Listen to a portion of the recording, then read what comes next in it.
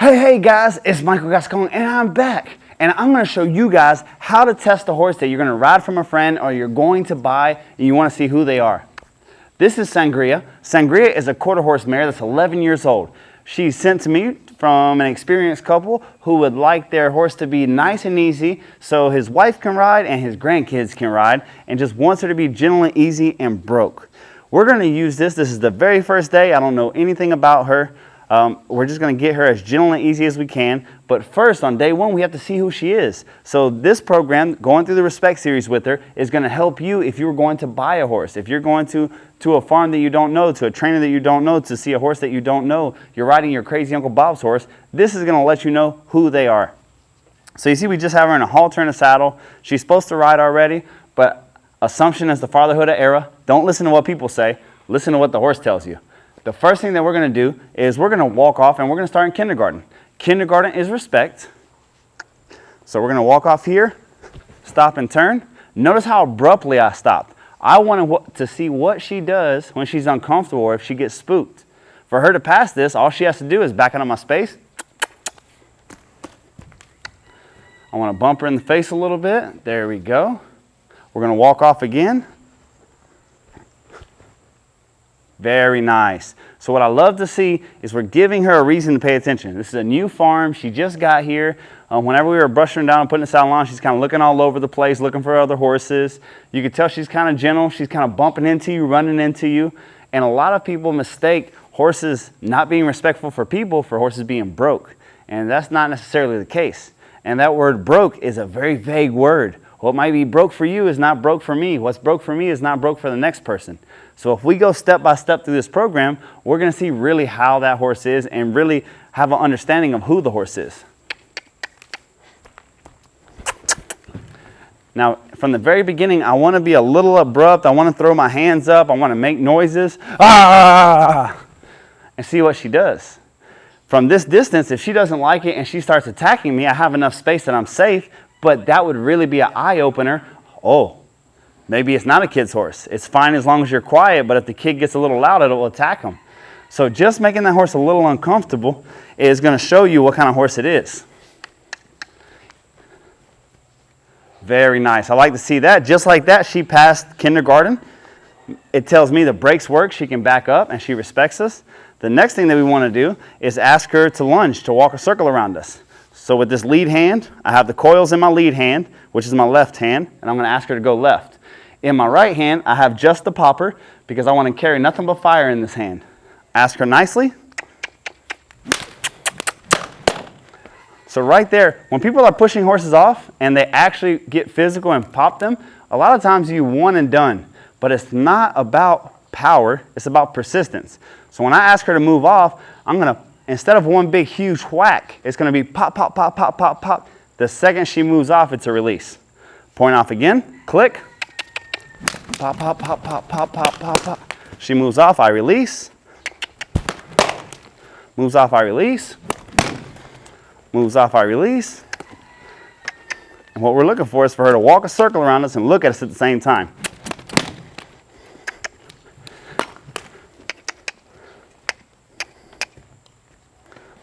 You see how straight she is? No, from head to tail, she's straight as can be. There we go. That's better. Now she's starting to look at us. Every time she tries to stop, we pressure her. There we go.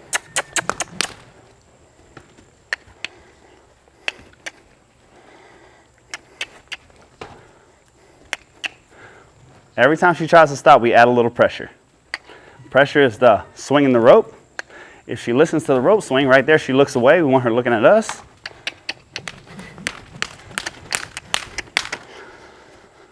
Now we already see for her, pressure is not a big thing. She's kind of dull. She's kind of lazy. There's no such thing as a lazy horse. If you have a lazy bum of a horse that people are spurring to get to go forward, but you bring the alpha mare around, the alpha mare just flicks the ear and they take off. So whenever we're clicking to her and giving her a lot of pressure and she's barely moving, that doesn't tell me she's lazy. That tells me she doesn't respect people. We're going to try it to the other side now. Pressure on her shoulders, shoulders, shoulders, shoulders. She gets turned on her butt. There we go. So right here, when she's faced up and we are asking her to change directions, we point and bring that pressure to her shoulders. She moves those shoulders, we release and release. There we go.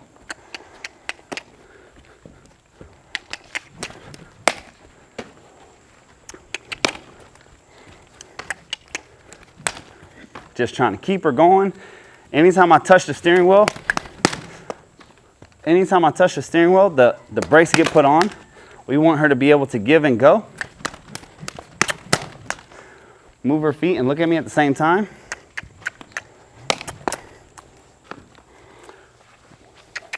Change sides. If she gets close to me, I'll put a hand in her face. That tells her to move away.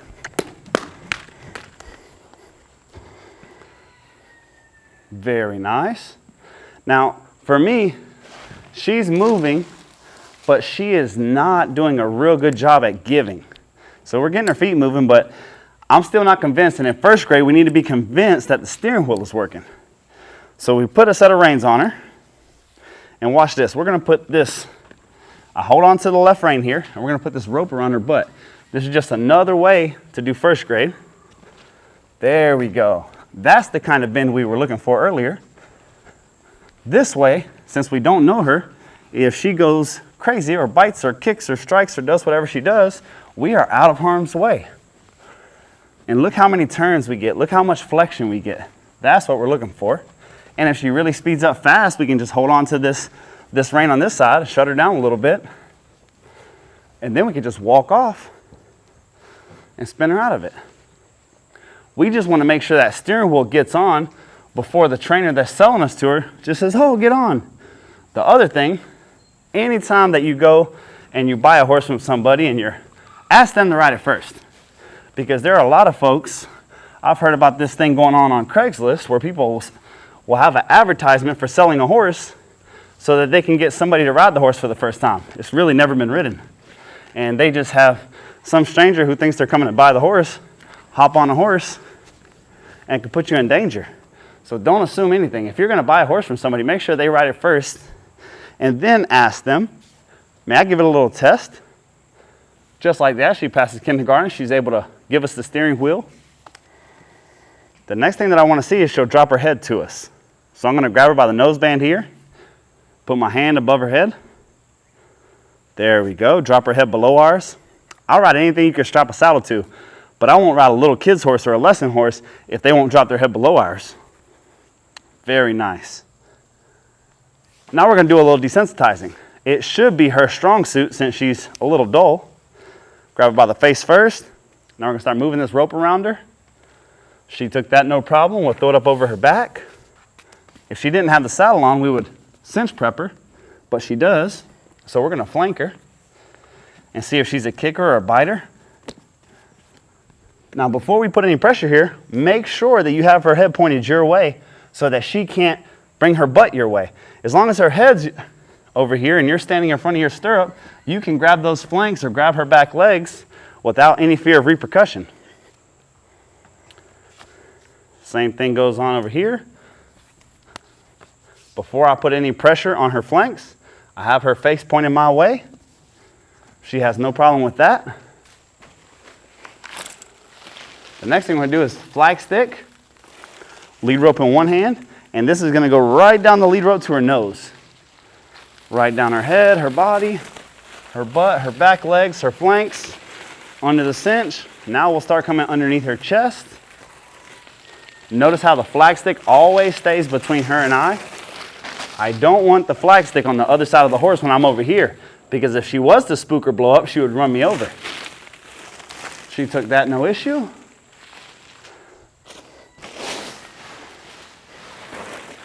Same thing.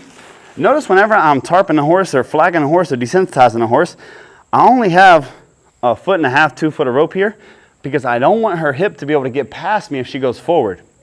The other thing, if she tries to run into me or square me up to strike me, I can just put a hand right here on the side of her face and that will keep me out of harm's way. Remember, assume nothing. I have seen little kids' horse and riding lesson horses that look so broke and so calm, and you show them a flag stick and they turn into a demon and they try to eat you.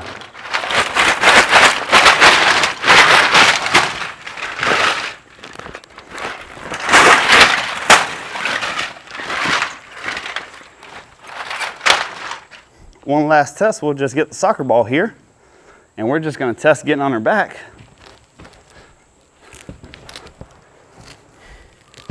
Well, guys, I think this one is pretty quiet. Now, what we were trying to do is we were trying to set her off, and then once we set her off, see how hard she pulled on our hands. But we were never able to get her set off. She was a little sticky, a little lazy, but that really shows us who she is. She's not real spooky. She's not wary of people. She's a little dull. She's able to back up. She's able to turn her head. And I'm telling you right now, whether a horse is 3 or 30, whether they're a pony or Percheron, if they are a criminal and have hurt people, if they pass my test there, I am happy and willing to ride. But if they do not pass my test, I don't care if we're in a colt starting competition. I don't care if we're in a clinic in front of people. If they don't pass my test, I'm not riding. Just like that, we hop on. First time I've ever been on her back. I've never seen anybody ride her before. But she passed my test, so I feel comfortable getting on. The next thing I'm going to do is check the steering wheel. Before we go anywhere, I'm going to start checking the steering wheel.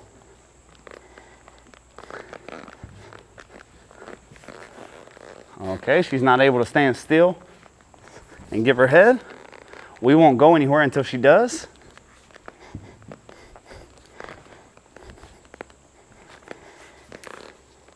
So I'd much rather a chicken little of a horse that's scared of everything but listens to me than a brave horse like her that doesn't listen to me.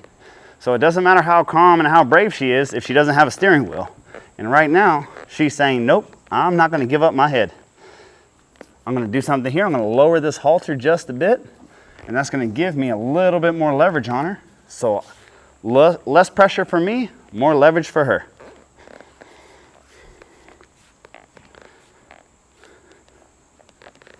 That's one side. If we can get the other side without her feet moving. There we go. Very nice. So look, just shifting the halter down made it easier for us to be able to slide our hand down here and bring her face to our leg. Nice. Other side. Perfect. From there, we're going to ask her to move off. Nice loose rein. Then we're just going to see if we have control of her butt. And release. So the way we checked to see if we had her butt, we pulled her face over our leg and we moved her back in. Guys, I do this on day one of colt starting. I don't care how broke you tell me a horse is.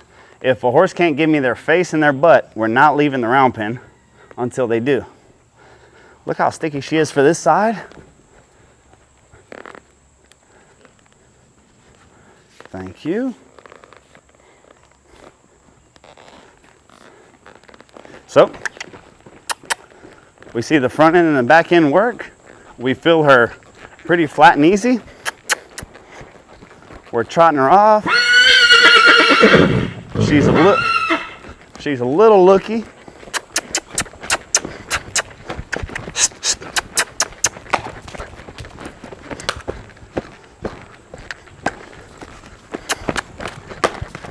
Ask her to go forward.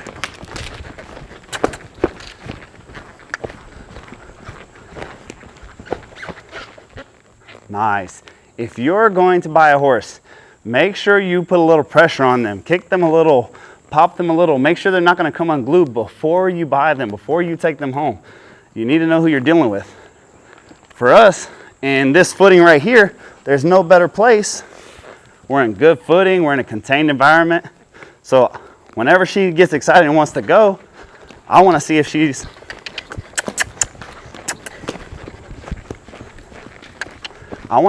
willing to go.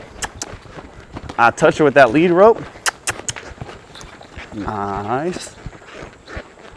So obviously we see a lot of lack of handle. It's not a lot of holes, but she's not very educated in her steering wheel. You can tell by the way she carries her head. She's kind of hollowed out in her back. Over the next 30 days, we're going to get her a lot softer, a lot easier. But at least we know who she is. Let's see if we can push the soccer ball. Whenever we're doing this, we're really sitting back.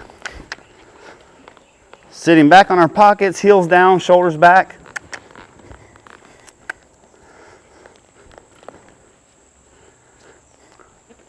Push the soccer ball, doing obstacles. Oh. And that is just how we do each and every clinic session that we do.